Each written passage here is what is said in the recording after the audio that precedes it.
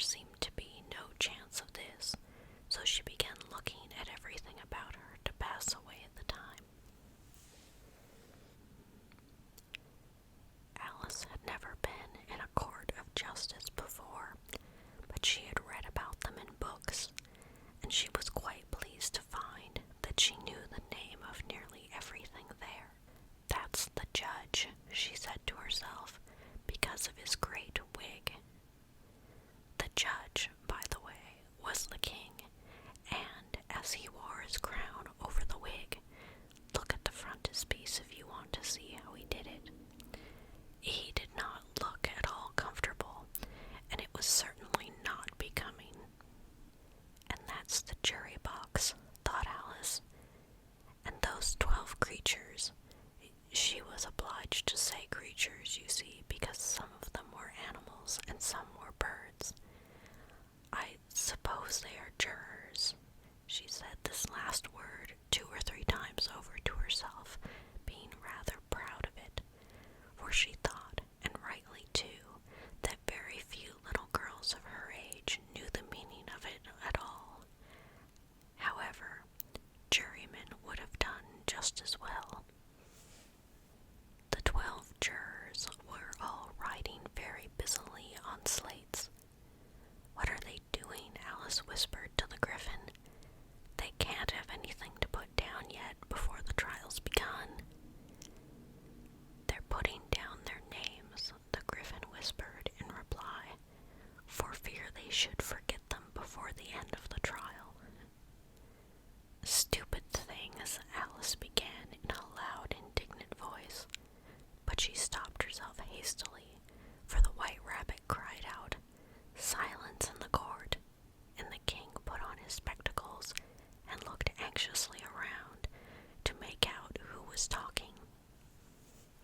Alice could see, as well as if she were looking over their shoulders, that all the jurors were writing down "stupid things" on their slates, and she could even make out that one of them didn't know how to spell stupid and that he had to ask his neighbor to tell him. "A nice muddle their slates'll be in before the trial's over," thought Alice. One of the jurors had a pencil that squeaked. This, of course, Alice could not stand, so she went round the court and got behind him, and very soon found an opportunity of taking it away. She did it so quickly that the poor little juror, it was Bill the lizard, could not make out at all what had become of it, so after hunting all about for it, he was obliged to write with one finger for the rest of the day, and this was of very little use, as it left no mark on the slate. "Harold, read the accusation," said the king.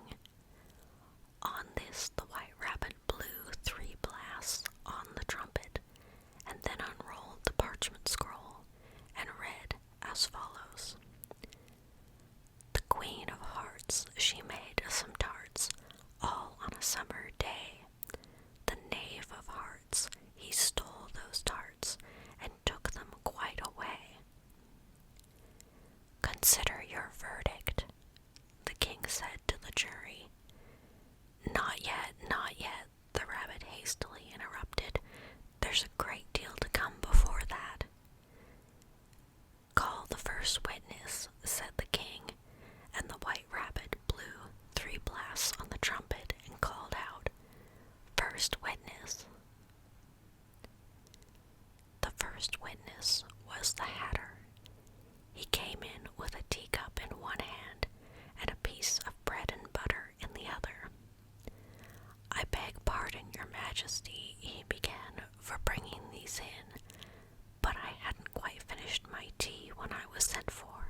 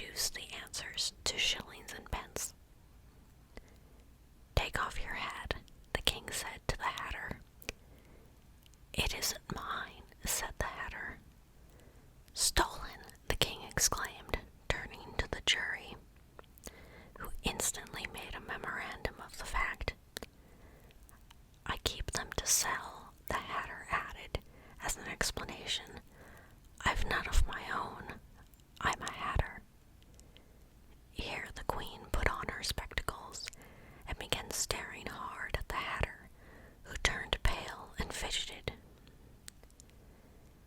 "Give your evidence," said the king, "and don't be nervous, or I'll have you executed on the spot."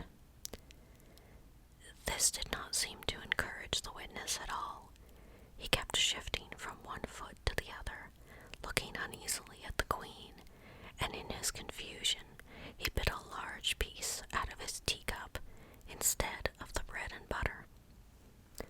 Just at this moment, Alice felt a very curious sensation, which puzzled her a good deal until she made out what it was. She was beginning to grow larger again, and she thought at first she would get up and leave the court, but on second thoughts she decided to remain where she was as long as there was room for her. "I wish you wouldn't squeeze so," said the Dormouse, who was sitting next to her. "I can hardly breathe." "I can't help it," said Alice very meekly. "I'm growing." "You've no right to grow here," said the Dormouse. "Don't talk nonsense," said Alice more boldly. "You know you're growing too." "Yes, but I grow at a reasonable pace," said the Dormouse, "not in that ridiculous fashion." And he got up very sulkily and crossed over to the other side of the court. All this time, the queen had never left off staring at the Hatter, and, just as the Dormouse crossed the court, she said to one of the officers of the court, "Bring me the list of the singers in the last concert," on which the wretched Hatter trembled so that he shook off both his shoes. "Give your evidence," the king repeated angrily, "or I'll have you executed whether you're nervous or not." "I'm a poor man, your majesty," the Hatter began in a trembling voice, "and I hadn't begun my tea, not above a week or so, and what with the bread and butter getting so thin, and the twinkling of the tea—" "The twinkling of the what?" said the king. "It began with the tea," the Hatter replied. "Of course twinkling begins with a T," said the king sharply. "Do you take me for a dunce? Go on." "I'm a poor man," the Hatter went on, "and most things twinkled after that. Only the March Hare said—" "I didn't," the March Hare interrupted in a great hurry. "You did," said the Hatter. "I deny it," said the March Hare. "He denies it," said the king. "Leave out that part." "Well, at any rate, the Dormouse said—" the Hatter went on, looking anxiously round to see if he would deny it too, but the Dormouse denied nothing, being fast asleep. "After that," continued the Hatter, "I cut some more bread and butter." "But what did the Dormouse say?" one of the jury asked. "That I can't remember," said the Hatter. "You must remember," remarked the king, "or I'll have you executed." The miserable Hatter dropped his teacup and bread and butter and went down on one knee. "I'm a poor man, your majesty," he began. "You're a very poor speaker," said the king. Here one of the guinea pigs cheered and was immediately suppressed by the officers of the court. As that is a rather hard word, I will just explain to you how it was done. They had a large canvas bag, which tied up at the mouth with strings, and into this they slipped the guinea pig head first, and then sat upon it. "I'm glad I've seen that done," thought Alice. "I've so often read in the newspapers, at the end of trials, there was some attempt at applause, which was immediately suppressed by the officers of the court, and I never understood what it meant until now."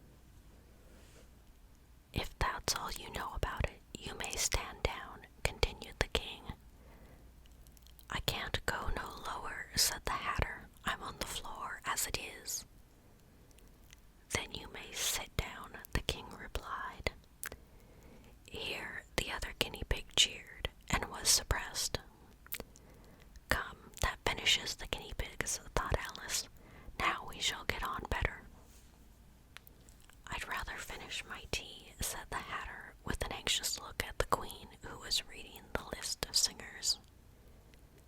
"You may go," said the King, and the Hatter hurriedly left the court without even waiting to put his shoes on.